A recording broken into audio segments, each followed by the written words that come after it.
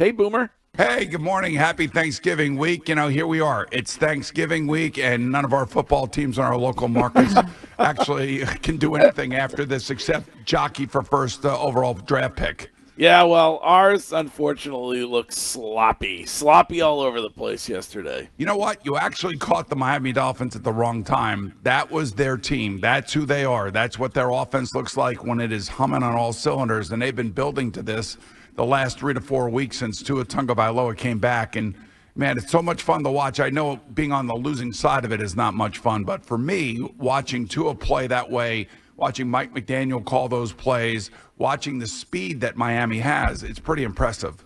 It is. We've talked to you about it. We've talked a lot about it on the show. The defense, this New England Patriots defense is putrid. Should that not be Gerard Mayo's forte if he's going to be able to accomplish anything this first season?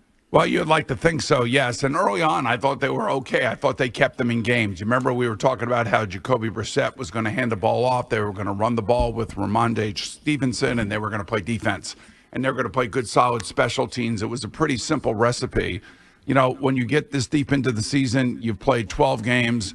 Your offense is up and down. It's scattershot all over the place. The defense has got an enormous amount of pressure on it. And I'm just telling you guys, that offense yesterday that we saw, that's the Lions offense. That's the 49er offense with Brock Purdy. That's the Green Bay Packer offense. And the Miami offense is faster than all of those teams. So when they are rolling like they are, that defense is going to look really bad. I don't know what else to tell you. Watching this game yesterday, you could see the difference in speed, and that's really what the NFL is built on. Boomer, one of the things that really sticks out to me when I'm watching this football team is they're so undisciplined when it comes to penalties. Is this, some of those penalties, like the holdings, you can kind of, those are on the players, but how much do you put on the coaches when it comes to the discipline and continuous making penalties week after week? I don't know if you feel this way, Wiggs. All I know is if we ever lost the game the way that the Patriots did yesterday, and I think they committed either 10 or 11 penalties, and you came to work the next day, your position coach was all over you, and he was just grinding you down because of the penalties, and especially when they're false start penalties. Holding penalties, sometimes I can totally understand, especially as a quarterback. I don't want anybody running free at me, and so I always tell the guys, if you got to hold, just do whatever you got to do to keep them out of the backfield. But I mean, it's stupid penalties that drive you crazy, penalties that should not be made. But sometimes, these officials too, depending, I don't know which crew they had yesterday, but I think some of these crews are just impossible to deal with, and it's impossible to watch the game. The game is just not a good game sometimes when the officials get way too involved. Boomer, after the game, Gerard Mayo was asked about the penalties and said that there was nothing he could do for them once they crossed the white line. A lot of people upset about that. What do you think about that response? Yeah, well, Bill Belichick wouldn't say that, right? And I guess we're comparing everything to him these days because he's not coaching, and we forget what the team looked like the last 3 years. But I would say that, yeah, it is on the players. It's always on the players. They can coach as hard as they can, but there's got to be accountability too. So it's going to be up for Coach Mayo to stand in front of that team today, hold those guys accountable. That's the only way I know how to handle something like this when there's a rash of penalties like this. So, it's late in the season. This team is not going anywhere. I don't think it's a very good team. We've been talking about this all year long. They're right there with the Jets, the Giants, the Panthers. These are teams that are all bottom feeders right now. And the thing that they have to get right is they have to get the offseason free agency right, and they got to get the draft right. I don't think they're going to do anything with the coaching staff. I don't think they should. I think they got to get another year out of Drake May and see where he can take them, assuming that they can have a good draft and maybe go after somebody like a T. Higgins at a wide receiver, which would be a really nice addition for the Patriots. Yeah. So you wouldn't touch anybody coaching staff wise. I can't say I don't know enough. I'd be lying if I sat here and told you I could go down the coaching staff and sit here and say fire this guy, fire that guy. I just mean coordinator wise, Alex Van Pelt or DeMarcus Covington. All right, so Alex has had success in this league, and he's been around for a long time. And he's a little bit hamstrung, with a revolving offensive line, a rookie quarterback. wide receivers that, maybe they keep a couple, they have to add to that position. I mean, let's face it, guys. I mean, like, you're not talking about like what you saw with the Miami Dolphins yesterday. You saw speed, you saw playmakers, and you saw a quarterback that was so in sync with his play caller that's what you're trying to get to. And the Patriots just don't have those types of players yet. But you mentioned speed, Boomer, and a huge story locally, I'm sure it didn't get quite the run nationally, was that Alex Van Pelt had to be asked to play Marcus Jones on offense, who is their electric punt returner, defensive back, who has been in the offense the last couple of years. And he admitted to not watching offensive film of the Patriots the last couple of years in advance of taking this job, which to me, I don't know how you say that. I don't know how you do that. It's unfathomable to me that you have a team this bereft of talent on offense, and you have a guy that's sitting there, not like he's going to make him a playoff team, but the coordinator doesn't even watch the film of the team he's taking over. Yeah, somewhere you get 5 or 6 plays, maybe 7 plays out of a guy like that. It's, I didn't hear that he said that. I mean, that is a little bit of an indictment on himself, to be honest. I mean, if you don't know your personnel coming in and you don't know what's available to you, that's on you. There's no question about that. Well, I think it's an indictment also of Gerard Mayo. If the player has to text the offensive coordinator, which is what happened, to say, hey, I can also play on the other side of the football, I mean, it's an indictment of the whole thing if that hasn't come up at all. Yeah, I would agree with you. It's a hard thing to really swallow when you hear the coach admit to something like that. I mean, I don't even know why he would say that. I mean, yeah, I don't either. I don't know. I think I would come up with something completely different. Like, I know he's available. I just haven't found a place to use him yet. We're going to get him involved. Something like that. He should have used new phone who dis, maybe. Or waiting for a playoff game. Or how about we're on to Cincinnati and not say anything? Yeah, right. Jesus. Down in your neck of the woods, Diana Rossini had a report this weekend that Aaron Rodgers will soon be benched, placed on IR, or maybe even cut. Is the latter a possibility? I guess if he would want to be cut. Now, I also said last week, early in the week, that he's playing with a bad hamstring. His front leg, he doesn't even throw off of it, and I don't think he can. And I think it's obvious to me that there's a major issue there. And then, of course, the reports come out yesterday from all the NFL insiders that he's not getting scans on his leg because he doesn't want answers, because he knows that he's got a really bad problem. So I guess all of those things could be on the table right now. It will be an interesting week around here for sure, because, they're coming off of their bye. So Aaron's not been here. He was at his 20-year reunion, I think, out of Cal. So this is going to be a really interesting McAfee a week, because there's been a lot of things written and said down here about Aaron in regards to whether or not the owner wanted him benched after the Bronco game, which I think was game 4 or game 5. And I think they knew that he was hurt. That's the only reason why the owner would have said that.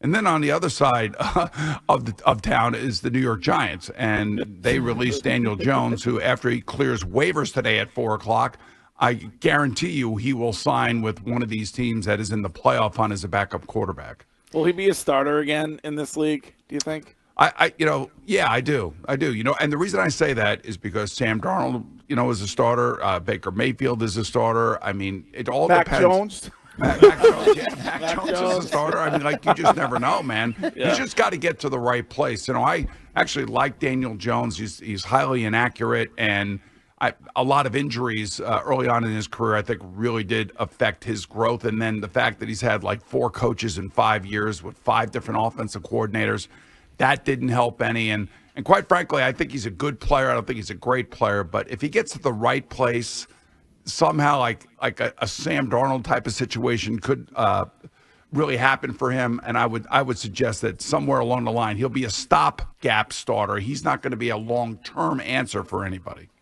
Malik Neighbors calling his team soft and then moving on to whining about when he gets the football. Do you like that from a rookie wide receiver complaining from LSU? Yeah.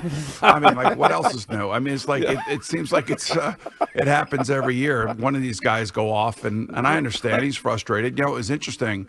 in that offseason Hard Knocks, Brian Dable, when they were interviewing Malik, he said, "Do you like how do you feel about losing?" He goes, "I hate losing," and he's telling everybody that he hates losing. So Brian is getting the answer that he got in real time now, and it's not pretty here. It's ugly, and when you have a kind of a petulant rookie doing what he's doing, and Wiggy could tell you this, nobody likes that. Boomer, what's up with the Commanders? To be 7-2 and now 7-5 seems like a bit of a fall from grace. Defense, and I also think Jaden Daniels I kind of hit the wall a little bit, but their defense is really kind of falling apart here, and that's supposed to be Dan Quinn's deal, just like Gerard Mayo. That's supposed to be his deal. Their defense has given up way too many big plays.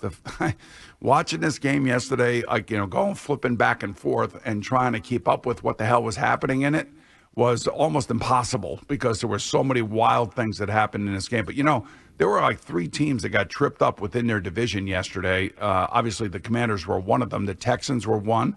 And then Arizona went out to Seattle. Seattle beats them, and Seattle's now in first place in the NFC West.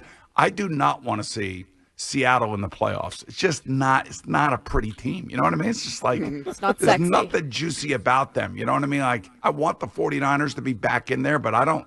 They keep pushing these guys out there that can't play. They can't replace the guys that they have when they are hurt because they have superstars, and it's really killing their season. Boomer, you brought up the Aaron Rodgers situation. I think the one thing that will be interesting is he said he kind of wants to play next year.